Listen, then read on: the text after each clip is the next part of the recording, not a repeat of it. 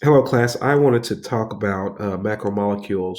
Earlier this week, I gave you a sheet that had all the macromolecules listed. There was a chart in which we spoke about the importance of carbohydrates, lipids, proteins, and nucleic acids, our big four.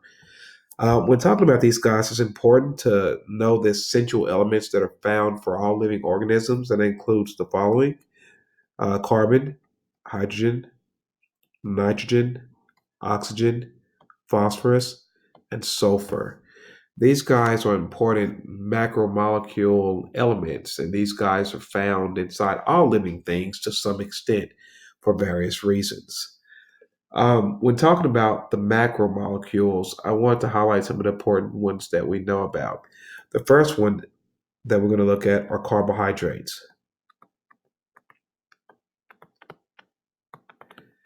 Carbohydrates are known for their ratio of having carbon to hydrogen to oxygen in a 1 to 2 to 1 ratio, which means that on average, if you take an element like glucose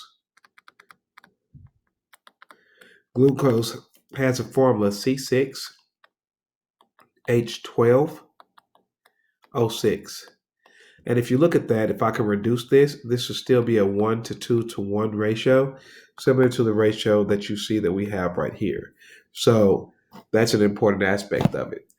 Carbohydrates have particular structures to them that are important to us, and they can form monomers or they can form polymers of themselves, and that is very important for us to understand. So, when looking at this, we have to define those two words. We got to know what a monomer is or what a polymer is, and those things are important for us. So, let's go look at glucose for just a second. Excuse me, and go look at the monomer for a carbohydrate, which is glucose. So glucose would look like this if we could draw the molecular structure for it. The great thing about organic chemistry is that carbon and oxygen molecules make it where these structures can kind of fold back on each other like a snake biting its own tail, and then these groups can kind of expand on it. So that's uh that's a great thing about these guys. So I'm drawing this one particular carbohydrate in great detail. In this case, this is glucose.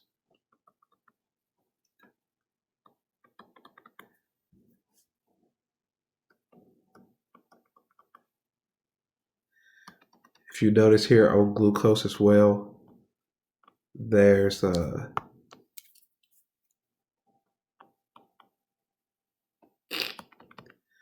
there's a hydrogen that's right here. So it makes it a ribose sugar. So that's important. But this entire thing right here is a monomer. A monomer means a single unit. So this is a single unit for carbohydrate.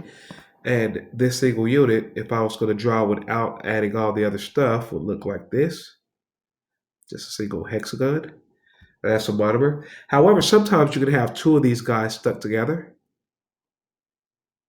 And this monomer, which is a single unit, okay, which is known as a mono, which means one, just like you see up here, and then saccharide.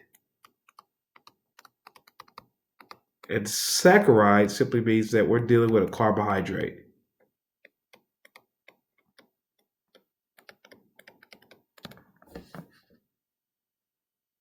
If you look at this one, there's two of them. The prefix for two is di, and it's still a saccharide because it's still a carbohydrate.